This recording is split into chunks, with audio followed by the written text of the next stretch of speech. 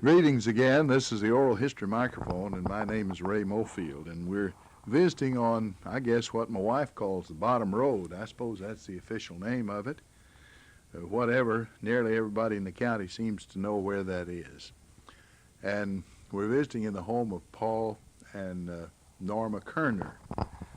Miss Koerner, thank you very much for letting me come. You've got a beautiful home here. Well, thank you so much. We're proud of it. And it's a beautiful day. Now, have you lived most of your life in Marshall County? I've lived all my life on this hill. Well, I was born here. well, what do you know? Yeah. Well, We, I was born early enough that I was born at home. The doctor was Dr. Caulfield. You may have heard of him. He later moved from Hardin to Benton. Mhm. So you were born right here on this I hill? was born right here. That's right. I've lived Now, here. what was your father's name? Ed Blakeney. And he married Dovey Story. Ken to Clarence? Well, he's a half-brother of Clarence's. Yeah, well, okay. He was one I of the know older. Clarence because he sings Southern Harmony songs. Yes, he's one. My daddy was one of the older boys. Hmm.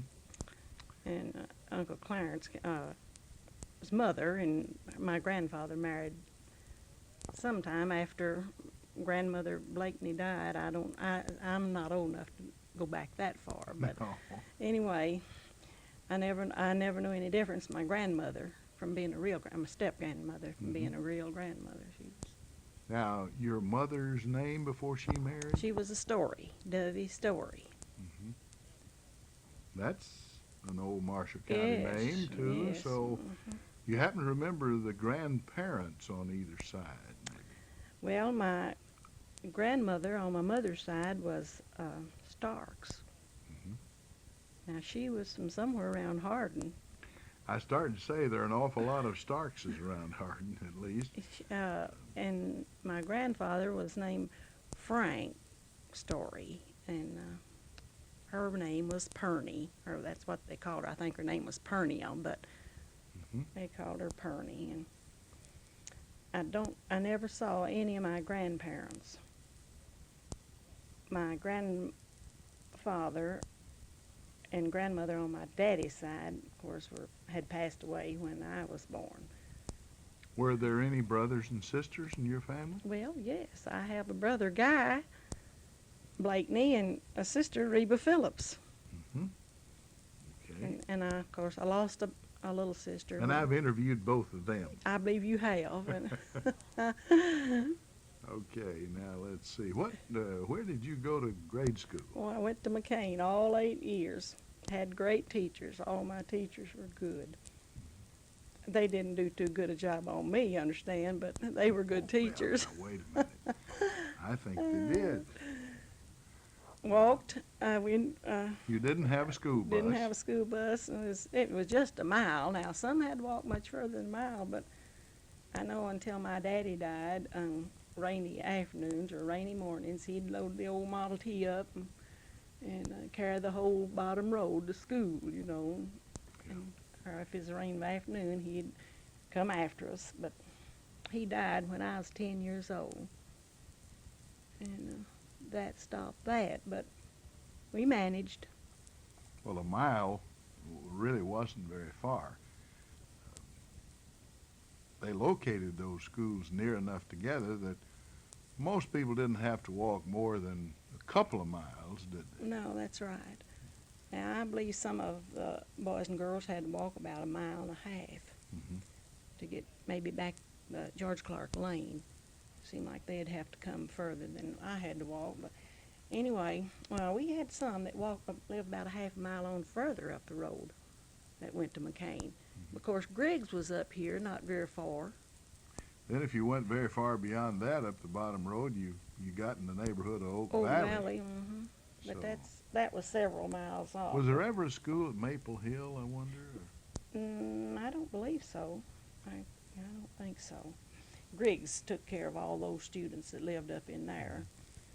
And have you had a chance to go see the Griggs School rebuilt? Well, I was on over there. We had a retired teachers meeting over there. Mhm. They honored the retired teachers. Yes, I saw. Brought back a lot of old memories. Yeah. Those old desks. And You said you had some good teachers. Do you remember any of them? I remember every one of them.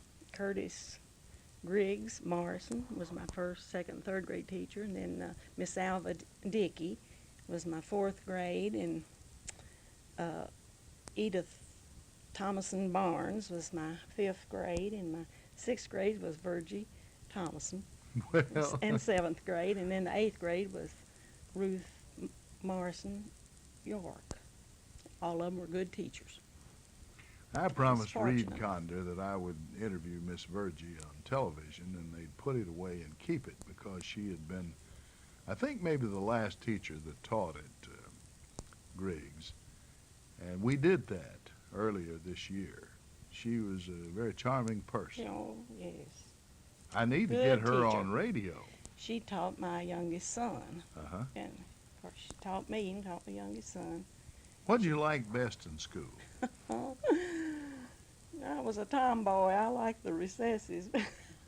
Played town ball? Oh, I town guess? ball. That was, and Miss Virgie was really a good player, and I couldn't wait for the recesses to get to play town ball. Of course, we had I know you know Riley Johnson. Oh, yes. He was always one that ruined our ball games. He could knock the home runs, and we couldn't Oh, catch him. That's camp. Yeah, he would put it out of the park, I guess. Mhm. Well, now, let's see. Did I catch from what you said a moment ago that maybe you taught some yourself? Oh, I taught 31 years. That was some, wasn't That's it? plenty. All right. I graduated from Sharp in '38, the year we won the state tournament. Oh, the champion team. That's right. And I went on to Murray, and I went 2 years.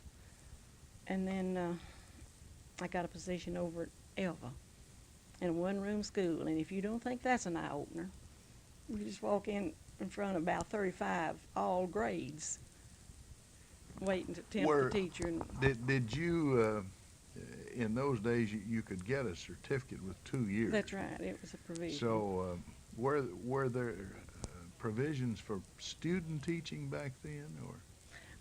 I did student teaching Uh-huh. over at Murray. I had to before I could get this provisional. I started to A say, certificate. if you hadn't had student teaching even, it would really be a shock, wouldn't it, to walk in? I heard a fellow say on one of the programs that when he finished, you went to the county school superintendent and you took a test. And if you made, I believe it was 85, they gave you a teacher's certificate. Well, then he began teaching. He'd never had any student teaching. He'd never been to high school. He was a good teacher, I guess, but wouldn't that be scary the first day? Walk out there the first time and look at about 60, 70 students maybe in all 8 grades. Oh, me, yeah, that was some experience. Now, that's one of the most challenging things anybody can go up against is a room full of students, and all of them eyeing you, and you don't know one of them, and you've got to teach all 8 grades. Tell us a little bit about the routine of those days. Now, while the students passed up to the front, as I That's remember. right. We had recitation benches. They'd pass up. We had a little bell we'd ping on, you know, and they'd. And you'd say 6th grade geography, 8th grade arithmetic, That's and so right. on. And you know, the good part about that, I've thought over the years, is that one thing, you got a little practice in public speaking. You Wait. faced that whole classroom. But you know, I really think there's a lot of learning that went on in the one-room schools because the You had- younger children learned from the older children as they were reciting, you know, and Well, you took every grade 8 times. that's right. So, Well, we combined the 5th and 6th and taught either the 5th or the 6th, you know, and then the 7th and 8th was combined. That made it kind of hard on the students jumping from the 4th up to the 6th then come back to the 5th. The next year it was play farm almost, you know. Well, my mother, that happened to me, and she wouldn't let me do it. So I had to stay in the 4th grade 2 years. And Well, I was fortunate that I hit it just right when I went through the grades. But I sure did enjoy those 2 years over there. That's where I met Paul. Oh, I was going to ask you about that.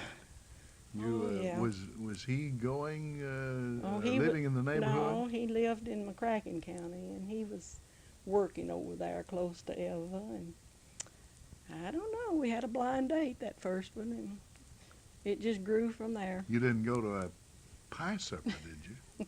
No, that wasn't where we met. We had a blind date. I remember those things. They were a lot of fun in a way. Of course, the boys would get together and run your pie up on you. That's right. Make it bring a quarter instead of 15 cents. Now, Elva was on the railroad, wasn't it? That's right. We had, and there's a post office over there. Mr. Albert Boland ran the post office for a long time until they did away with it. When did you and your husband marry? You were already teaching school when you met him. See, the schools then, we would begin along about the 3rd Monday in July, and we were out. We only had 7 months of school, and we were out by the last of January. And actually, a lot of people then would go to Murray their 2nd semester. That's right. Because it didn't begin until Well, now about 1st February. the 3rd week, and lasted the 3rd week in January, we were out usually. Out in bad weather for the students. I remember that. I went to a little one-room school, Blakely, over in Callaway County, and then later to Stone, and then I remember how I dreaded starting to high school. High school was going to be 9 long months. And we thought we really had it good in the grades at that time. Well, let me tell you, something funny happened that first year I taught school over there. I had a boy. I was 19, and I had a few 16-year-old students.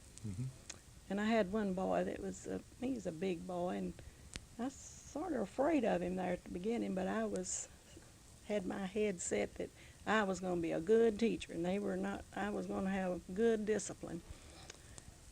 And that early that morning, I saw smoke just rolling out of the top of that old outdoor toilet. You know, I never saw so much smoke.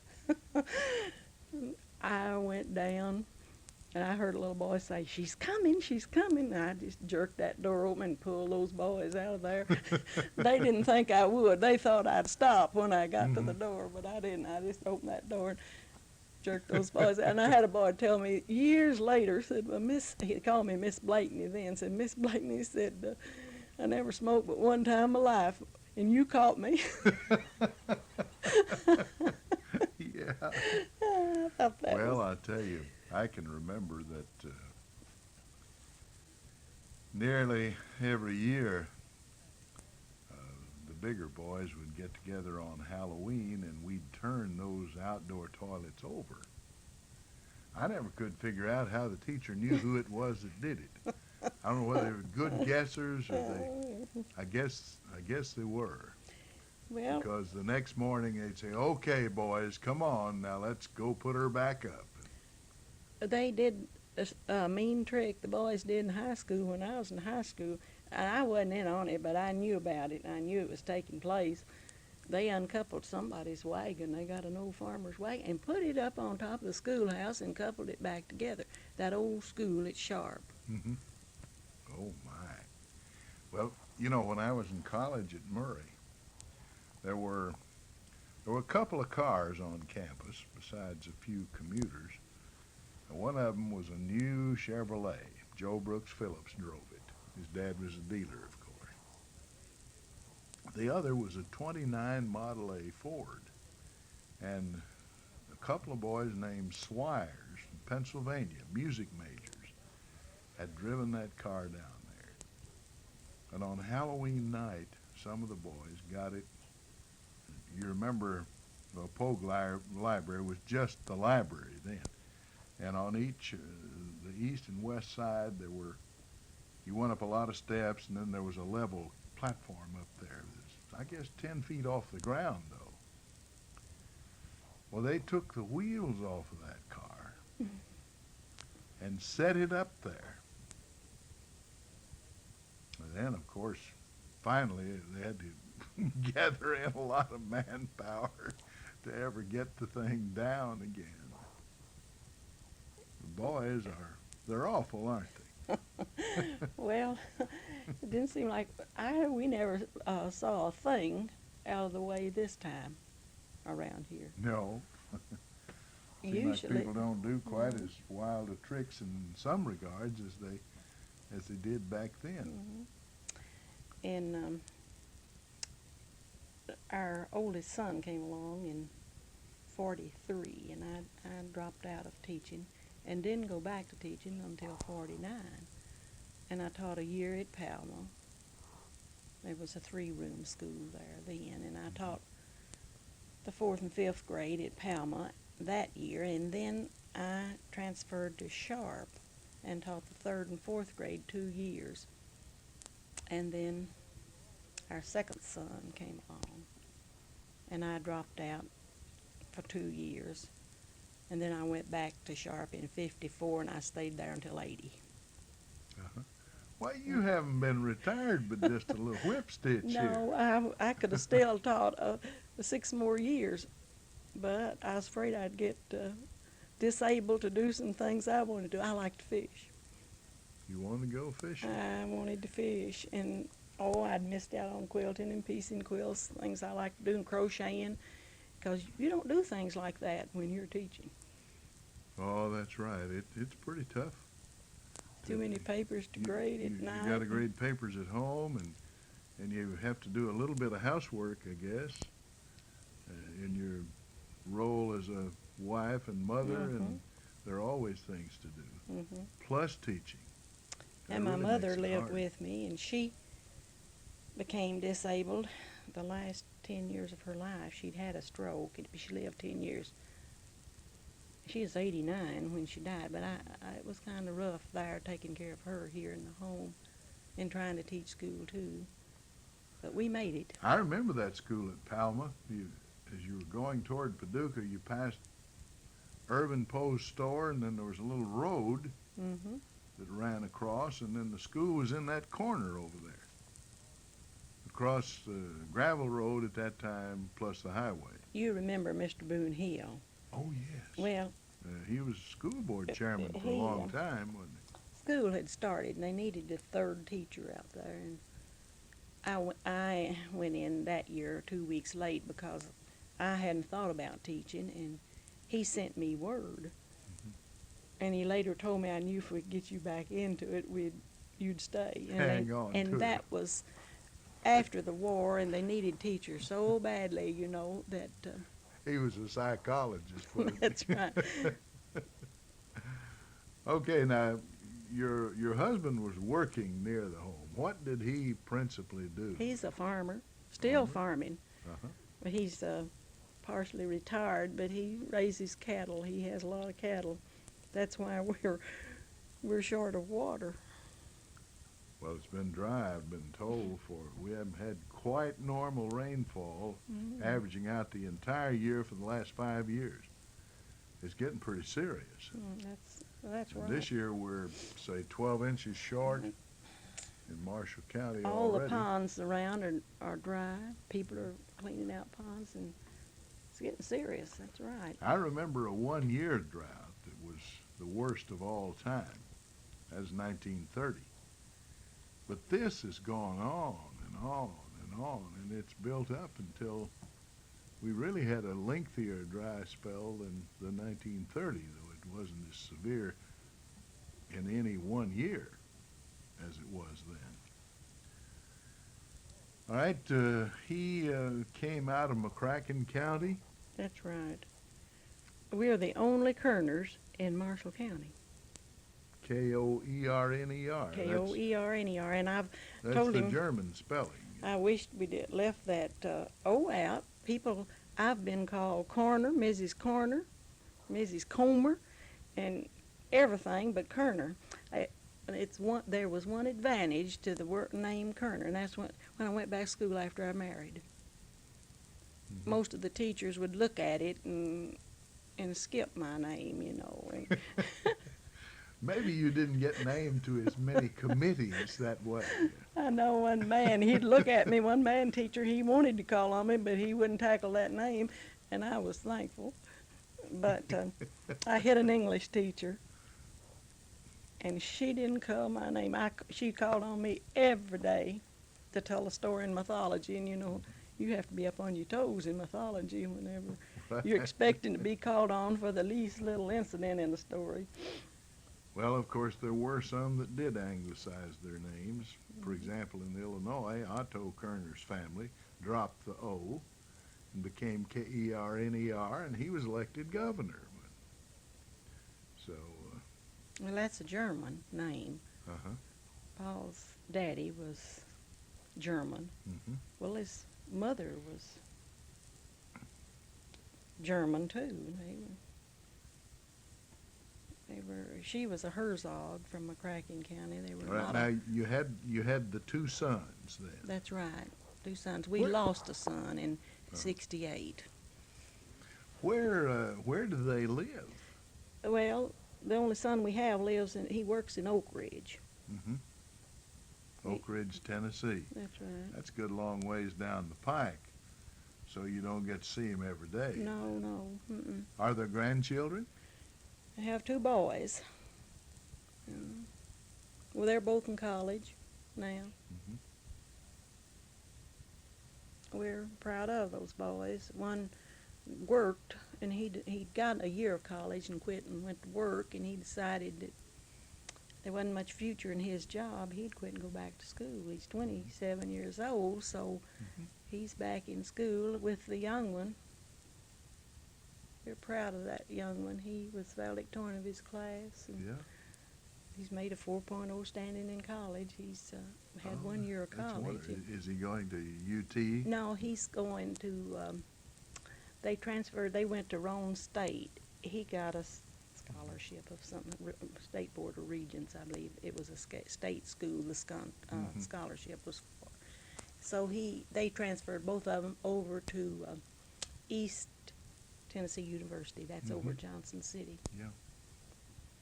Very fine school.